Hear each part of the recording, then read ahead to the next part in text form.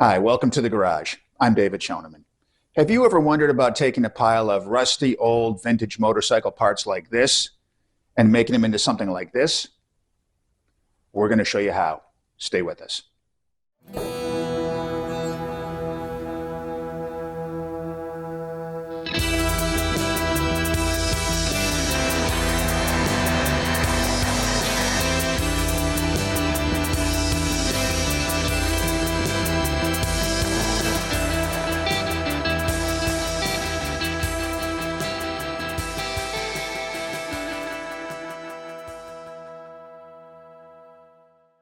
Hi, welcome to the garage. Glad to have you back. We're taping episode 9 of our custom BMW Roadster project, and today is January 3rd, 2024. We taped episode 8 way back in March of 2023. A lot has happened in that time. We try to keep going with these projects, but it doesn't always work that way. We bought a camper and a new pickup truck, and this past summer we traveled all over the country, had a great vacation, came back, and then we had a lot of customer projects here in the shop to get worked on. Some customizations, some electrical work, some engine work, a lot of things going on. And the last customer project was just picked up a few days ago. So now we're back to here in January 2024, finally getting back to working on our project. Oh yeah, and I shaved the beard in the interim too. Same guy, just no beard. I like it without better. So we've done some work on the bike since we last talked. And let's start with the frame. And you can see we have a partially assembled motorcycle here. The frame we sent out to the sandblaster. It was black and had some rust on it. We sent that out to the sandblaster like we said we were going to do. And that came back beautiful, but bare metal, and so we needed to get some paint on it right away. And when we were talking last year, I spoke about the possibility, what I was thinking about, maybe just leaving the frame raw metal and clear coating it, just to show kind of the industrial look of the bike. But as I thought about it some more, I decided that I'd rather paint this one. I think leaving a frame bare metal is fine. That's more of what I would call a Mad Max look. Remember that movie Mad Max? There was a motorcycle in there. It was just looked like it was cobbled together from a whole bunch of different parts and barely ran, but it actually ran pretty well. That Mad Max look is fine, but I don't think this motorcycle is going to be a Mad Max look, so I decided to paint it. Then the question comes, well, actually paint or powder coat. I decided to go with paint because paint's a little more versatile. If I needed to make any changes to the frame while I'm putting it together, maybe weld something on, I have to file some paint off and then weld a piece on and then maybe paint it again. That's relatively easy to do. If you powder coat a frame, you really can't do any post powder coating welding because the frame coating prevents that. You'd have to file all that off and then you'd be stuck with a piece of frame that no longer had the same color on it or the same finish. So I decided to go with paint because it's a little more versatile. Then the question is what color? And I think there are a couple of ways to go. People paint frames any color they want, but two of the popular ones, probably the most popular one is black. The BMW came black. I've done some black bikes. Remember in our first episode, I showed you some bikes that have black frames. I also showed you the Moto Guzzi, which maybe you can see it over here in the side view. That's got a silver style frame. This color is a little bit different than that, but I decided to go with silver just to kind of change it up. I like the look of a silver frame. It's going to show, I think, the bare bones essence of the bike. If you paint a frame black, the frame disappears, and that's fine too, but I wanted to be able to see the frame in this case. And we have all this beautiful metal on here, so I wanted to kind of pull out some of the metal tones on the motor, on the forks and whatnot. And I wanted to go with a silver painted frame. So we had it sandblasted and we had it painted. The swing arm has been painted. That's the part that goes down here and holds the rear wheel. Of course, it's not on yet. And we have the seat frame, which is a separate part on these bikes. That's also been painted. But we started doing some of the assembly, and my goal has been to get this project underway again. And one of the first things we need to do is get the bike up on wheels. Once it's up on wheels, I can take it off the lift. I can move it wherever I want to. And then I can work on other customer bikes if they happen to come in. So we started with the frame on the lift. I had a few wood blocks where the motor is now. I had a few wood blocks. The frame just sat here. And I strap it down so that it's going to be relatively secure. Then the next step that we did was to install this piece here, not the forks, but this section here. These are called the triple trees or triples or steering mechanism, whatever, fork holders, whatever. There's a bottom piece the fork goes through and a top piece that the fork goes through. In many cases, many motorcycles, this top piece is very thick and it's got a side clamp. On these BMW Airheads, it doesn't work that way. It's got a bottom clamp down here on a piece of aluminum that's pretty thick. But then up top, in this case, there's just a big nut, a big bolt, basically, that goes through this steel plate. It's about 1/8 of an inch thick. And it clamps into the fork. So it secures the fork up to the plate. But before we get to the forks, we had to put this first assembly together. This is always the first place I start. We have bearings inside here. The bearings were in good condition. So I grease up the bearings, put this bottom piece in. There's a rod that goes through. It's called the steering stem. And that comes out the top, and this nut would attach to that. So first this piece goes in. Then there's a top bearing. The bottom bearing is inside. It's basically on that stem. Place the top bearing in place, and there's a bearing adjustment nut. It's flat. You can get to it with this plate on, but it just goes on. And BMWs just goes on finger tight. And then once I had these pieces, or this bottom piece especially, in place, the top piece wasn't on yet.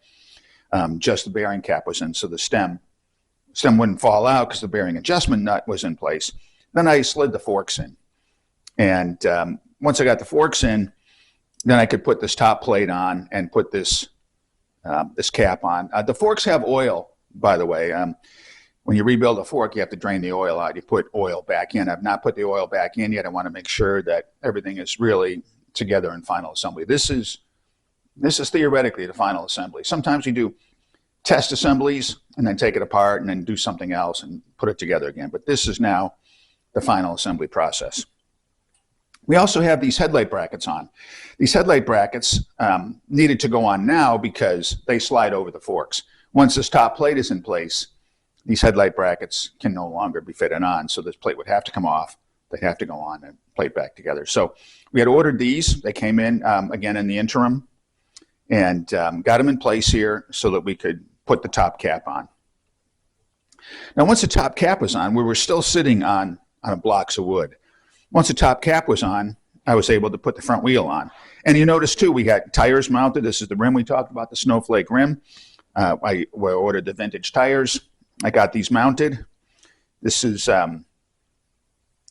it's a solid rim. It's not a spoked rim, but it's solid rim. But it still requires a inner tube in here. So we got an inner tube in, a vintage tire, and I put the brand new Brembo rotors on each side. We have 2 rotors for the disc brakes. Then once those were in place and the wheel mount or tire mounted and balanced, I could put it in here and torque down the front axle. Then when that was done, I was able to, with a friend, lift up the back here. We put in the center stand. The center stand gives us a lot of stability. It's not attached with springs yet, but it is bolted in place. To lift that up, swing the center stand down, roll the motorcycle forward, again without the engine, to the point where the front wheel contacted that angle plate, and then we just strap it down. Then it became very, very solid. And then the next thing to do was to put the motor in.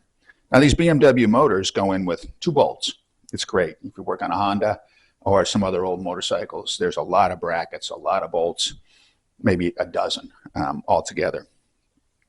But here we only have 2. It's really a very, very simple design. So we set it on a chair nearby, again, 2 people. You can pick it right up by these cylinders here. I don't know how much it weighs. It's not 100 pounds, I don't think. I'm not sure. I don't think it's 100 pounds. But then we were able to lift it and set it onto the wood blocks between the frame rails.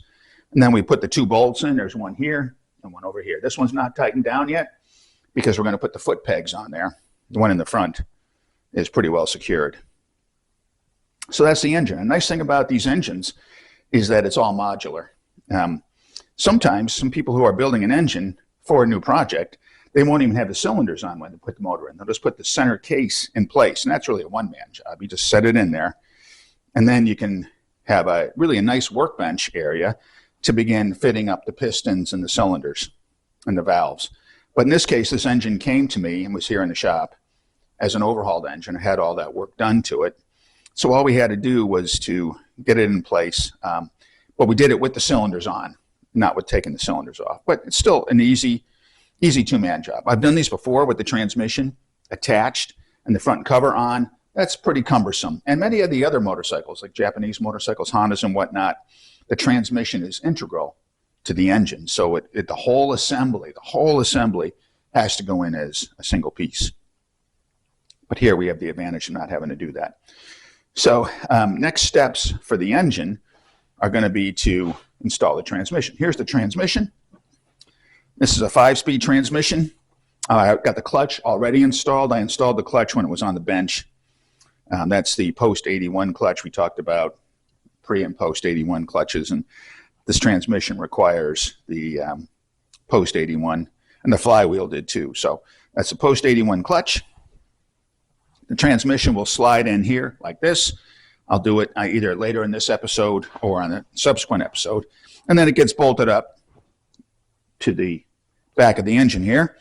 And then in turn, we'll attach the drive shaft here through this gap and then put on the swing arm. So it's just a matter of putting the pieces together. And I think it's kind of fun to do it. 5-speed transmission. It'll be great for this bike. Other considerations, starting to think about what to do about the headlight. The headlight is going to go right up here. The headlight is quite a bit narrower than the space between these two headlight supports, headlight brackets. So I'm going to make some spacers to let it fit. And then, of course, we decide how high to make it or low. And then color. Now, the headlight bucket, these things 99% of the time come black. So black is fine. I've used black headlight buckets before. Another option is to paint the headlight to match the frame, or to paint the headlight to match the primary color of the tank. I've done it both ways. I've done headlights black, all three ways. Headlights black, headlights matching the frame, and headlights matching the tank. The question is, what do I want to do with this one? I think all of those options are good. If we have a bright red headlight here, it's going to draw some attention here, maybe away from the tank. If we go silver, it may appear to disappear. So I'm thinking I might want to go black, keep it black, and just leave it that way. We're going to have some black parts up here anyway. The brake lines are going to be black. The throttle cables, clutch cables, they're going to be black. The levers, the perch for the lever, the part that holds the lever onto the handlebar is going to be black. The levers themselves are going to be silver. I've ordered an instrument for the motorcycle that's going to be black. So I think that we'll probably leave the headlight black and have, black and silver and red is basically going to be the color scheme. So that's one consideration we're working on, still thinking on it. But if I'm going to have this painted, red especially, I want to send it to the painter the same time I send the tank, so that the color that's mixed for the tank is exactly the same as the color that's going to be on the headlight bucket. We don't want to have any kind of difference there, because even a subtle difference will be visible when you're looking at the bike. You'll say, I don't really understand. Why does that headlights looks a little different? We want to have exactly the same color. And speaking of colors, I got to think about the valve covers too. The valves are underneath the head here.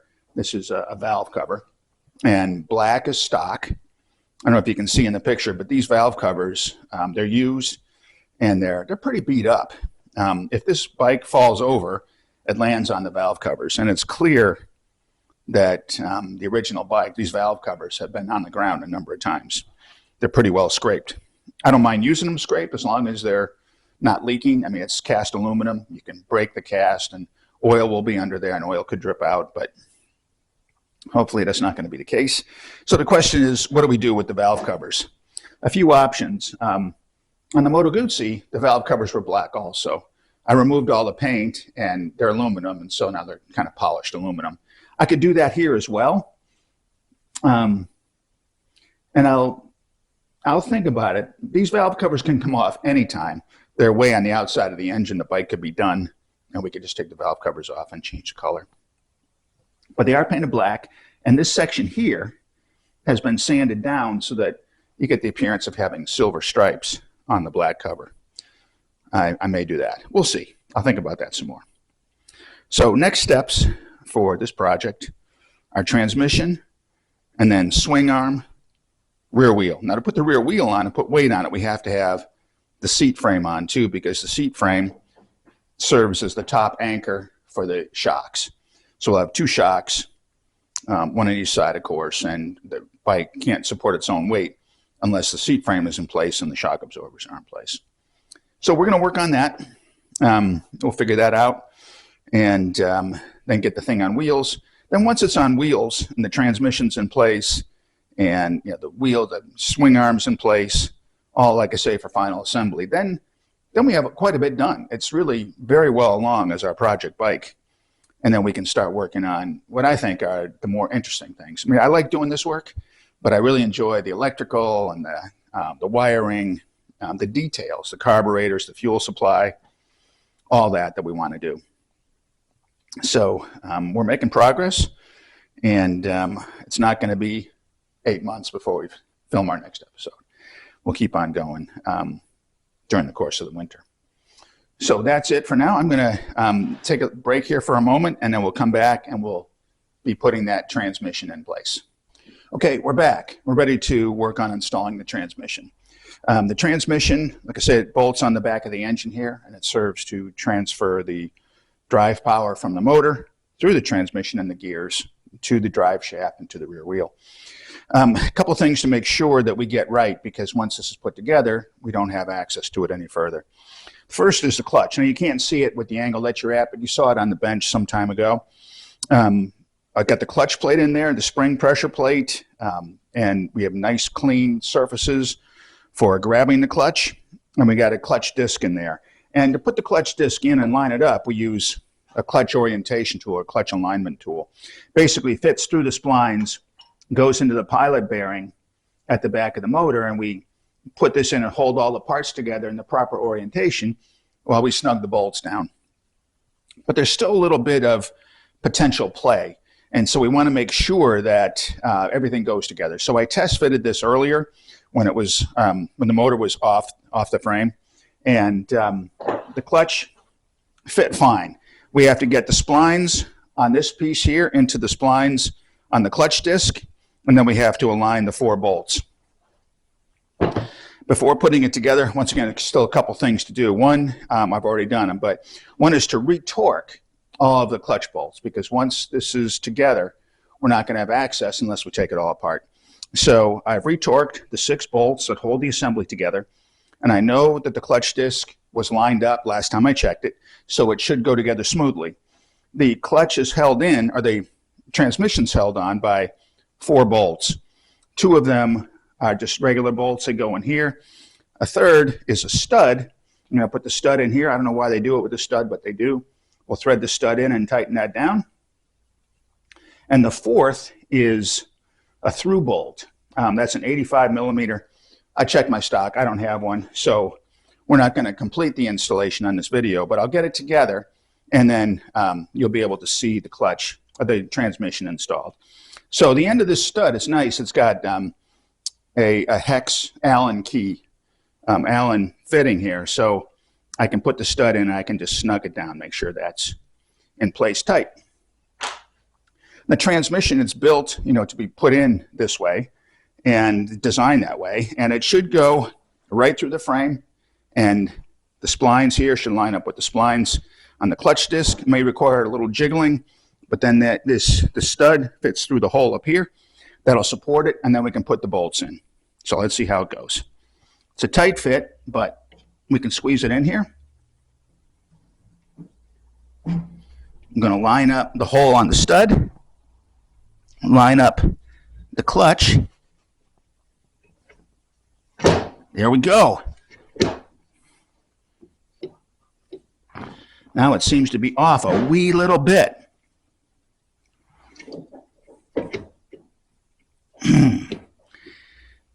Well, let me try one thing. I'm going to try taking the stud out temporarily. because if this doesn't line up properly, then what I'm stuck doing is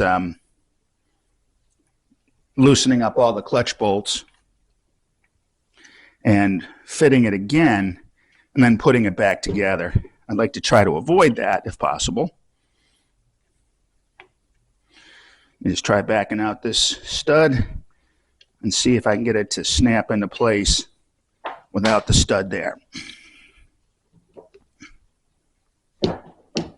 There we go. All right, that has made it up. I'm going to put one of the other bolts in. I'll get to the stud in a moment. This is just 8 millimeter, 1.25 thread pitch.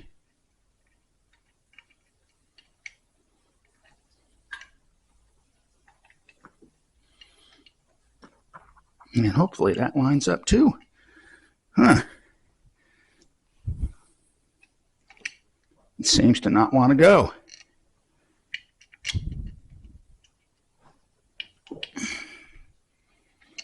Well, sometimes you can give it a little rap-a-tune. I'm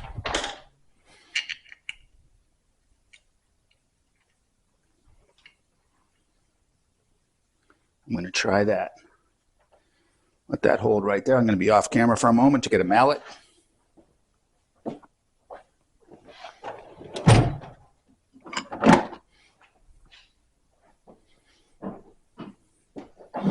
Let's just see here.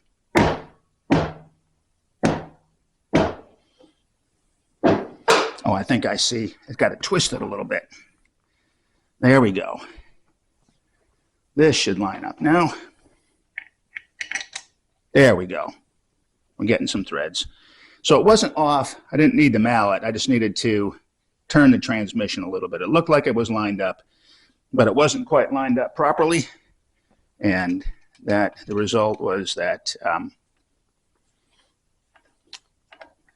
the bolts didn't line up. So we'll just get one snugged here.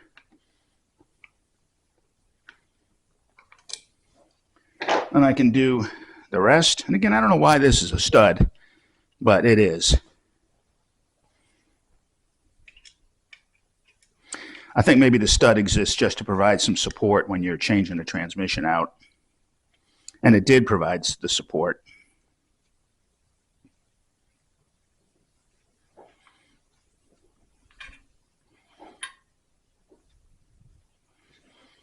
Let's get this spun into place. There we go, it's bottomed out. This one gets a washer and a flange nut. That's snugged. And then one more down here. The bolt, same as the other, on top here. We'll get this in place.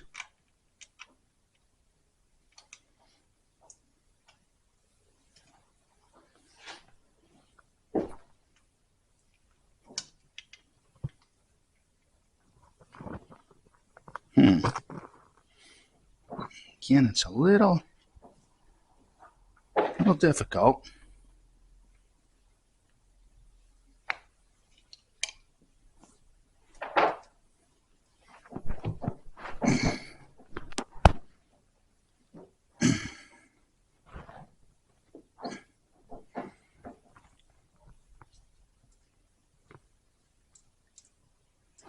Okay, it's threaded.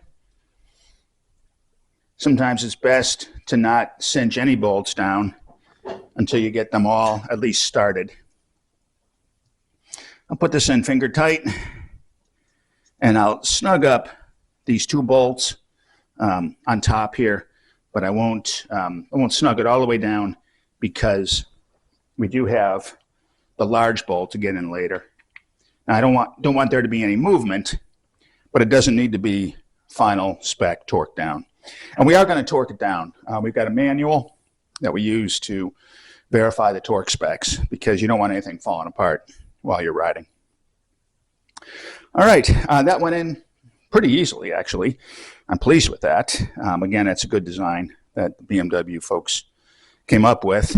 We've got to connect the drive shaft back here, and here we're going to have the clutch operating lever and the push rod that will go through to actually operate that clutch inside this bell housing. We're going to take another short break here, and I think I'm going to, since we have the time on this episode, I'm going to mount the alternator up front here. So we'll just take a moment while I get those parts out, and then we'll put the alternator in. Okay, we're back and we're ready to install the alternator. We've got our transmission installed, at least snugged up so that it's ready to go for torquing later. Now we got some time left for this episode. We're going to start working on the front of the engine too. The front of the engine contains the electrical components. Now, some of the components that belong in the front of this engine we're going to use, others we're not. We are going to use an alternator. An alternator is very important to any vehicle. It supplies power to charge the battery. All the electrical parts of the bike essentially work off the battery. Sometimes an ignition system works off of the alternator, but our bike is basically working off the battery. And the battery will get run down, and if you're driving around in your car and the alternator fails, you run your battery down and the car dies.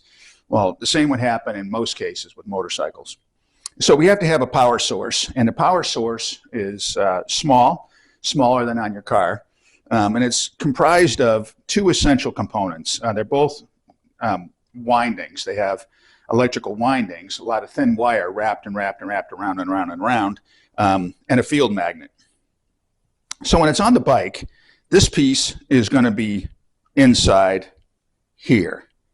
And so as this part spins, the wires will be interrupting the field of these outer wires. And when you interrupt, when one magnetic field interrupts another, electricity is created. Electricity will come out these contacts here, and then we'll go to the voltage regulator to send voltage to the battery, and the power from the battery will go throughout the bike to run all the systems. As the motor speeds up and slows down, the electricity that's produced varies up and down in terms of its sort of size, how much you're getting. The faster this spins, the more electricity you're getting. And you can't have the bike subject, or a car for that matter, subject to those big changes in electricity. Plus, when this electricity comes out of here, it's alternating current, AC, and cars and motorcycles run on DC, direct current. So we're going to run power from the alternator, alternating power, to the voltage regulator rectifier, which will convert it to DC and regulate that voltage, sending it to the battery so that the voltage for the bike will be a constant 12 to 13 volts. Somewhere it's a 12-volt battery, or battery assembly in our case here, and we need to have 12, 13, maybe up to 14 volts in our system. We don't want to have too much or too little. So this is an essential component, and we're going to mount that on the front. Now, other components that go up here too are the ignition system. On this bike originally, it had points, and the points were down below the alternator. They would send the spark to the spark plugs to fire the fuel-air mixture in the cylinders and make the bike go. In this case, we're getting rid of the points, and we're going to be using electronic ignition. Electronic ignition will go on the face of this unit here. And there was also the rectifier diode board that would have been up on top here. We're not going to use that antiquated diode board either. Those things still function. We don't have one in the shop, so we're going to substitute a new voltage regulator / rectifier that regulates the voltage and converts it from AC to DC all in one unit. On this bike originally would have been two different parts, the diode board or rectifier converting AC to DC, and then it would have gone to voltage regulator where we manage the voltage to be about 12 volts. So essential component, and this goes on in 2 steps. Actually, I have several of these in boxes around the shop. So I tested them, found the ones that appeared to be the cleanest and had the proper specs. When I put a voltage, or when I put a meter on these to see what the resistance was, these look like they're pretty good. I think they're going to function fine. These don't typically fail very often. It's hard to get them to fail because although the 2 parts move, there's really no moving parts inside of either component. So there's really not much to wear out as long as the wiring stays intact.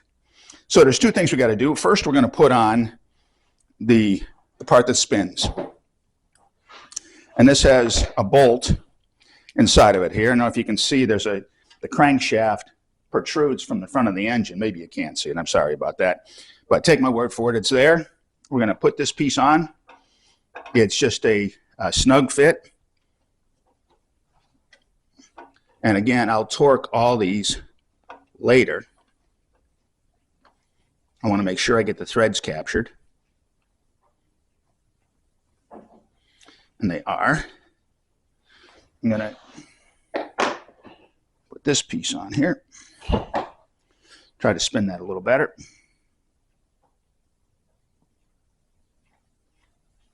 So that's mating up to the front of the crankshaft.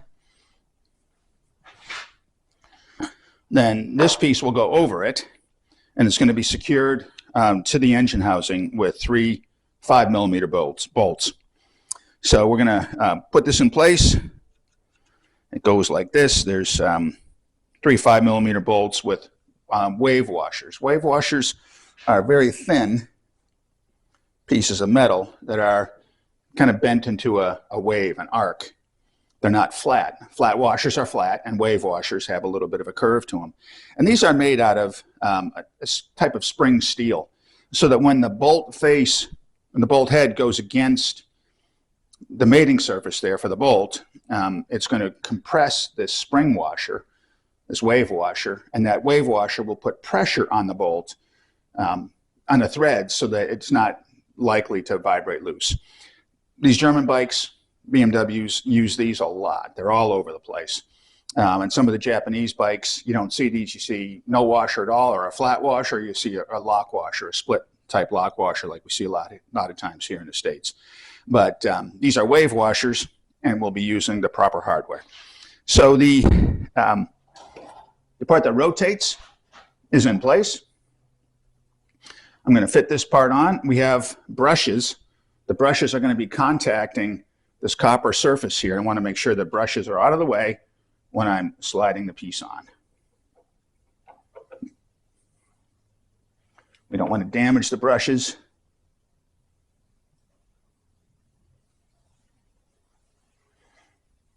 The brushes appear to be in place, but this is not seating as far as it. There we go. Oh, I think I'm going to change the orientation a little bit. Do it like this. This, I think, is how these typically go.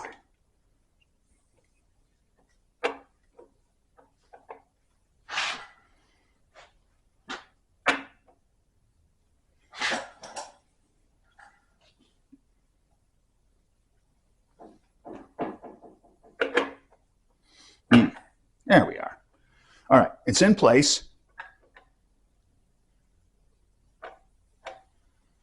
Fits. I'm going to get the 3 bolts started with their wave washers in place.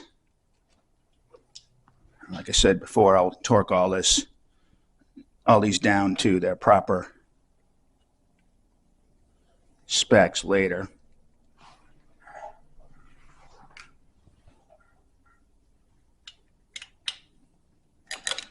Like a lot of bolts on a bike like this, they are Allen head bolts, which is nice because there's not a lot of room to get a regular hex head type style wrench in there.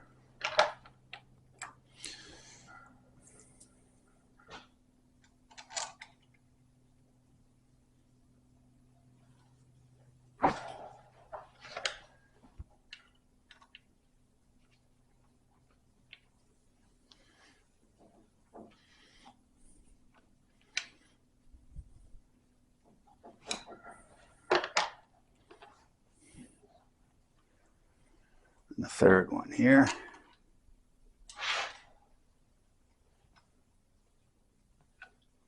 Oops, it's a little cockeyed.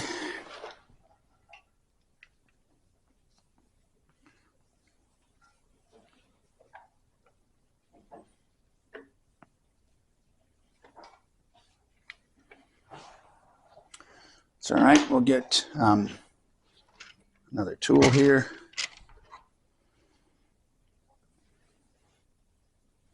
That's a 4. This is a 4.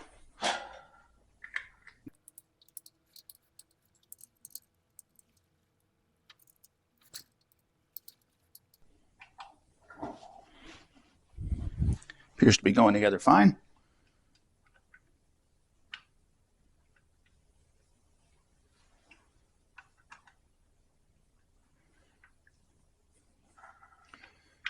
So we did a lot of prep on this assembly. We're not starting here from a box full of these things to determine which one is the right one to use. We've gone through and done all that already. And that's having a plan. So although we had all these parts here, we had to sort through to see which ones we want to use and then get them cleaned up so that really it should go together pretty easily. And just like the transmission went on pretty easily, alternator went on pretty easily, the rest of the components should go on pretty easily too. So I can't overemphasize the necessity for being prepared when you start a project like this. And really that means a lot of cleaning and a lot of fitting. A lot of taking inventory, finding what parts you need. I did miss a part. We missed that 85-millimeter bolt for the transmission, but we can get that. No big deal. I'm ordering parts from the bolt supplier all the time. But the motor went in very easily. 2 bolts, 2-man job, 2 bolts, and went in. Transmission, you saw me put it on. Now you saw me put the alternator in. So it's coming together very nicely. Between now and the next episode, I'm going to work on the swing arm. The swing arm and getting those bolts in place with the drive shaft, it's going to be time consuming. So I won't show you all the details. I'll explain it when it's done. But basically we have to get the drive shaft through here and put in 4 bolts that will mate the drive shaft to the back of the transmission where the power will be coming out and transition to the wheels. So that's our project so far. I hope you enjoy seeing this episode. And again, sorry it's been a long time since the previous episode. Progress has been made in the interim, and now we're back here in the wintertime and we'll be continuing to work on this. Hopefully this will be finished by the spring. We're going to be planning another big trip. In fact, we're planning it now. Traveling the country again, taking our 7-year-old son to see the sights of this beautiful country, and we'll be on the road for a while. So I want to get it done prior to that time, if possible, or at least know what needs to be done. I mean, I came back to this after a while and I was scratching my head thinking, now where did I leave off? But now we're reorganized. We know what comes next. If I can get most of it done before we go, then the last little bits when we come back would be fine too. But we'll be seeing you again soon with another episode, another installment as we get that swing arm installed and the rear wheel on. So thanks for tuning in. You're watching Schoneman's Garage. I hope you're enjoying the project. Any questions or comments, please reach out to me. I'd be glad to talk with you. Our email address is milliard.moto@gmail.com. If you have any questions or ideas about this bike or any other bike, be glad to hear from you. Thanks, and we'll see you next time.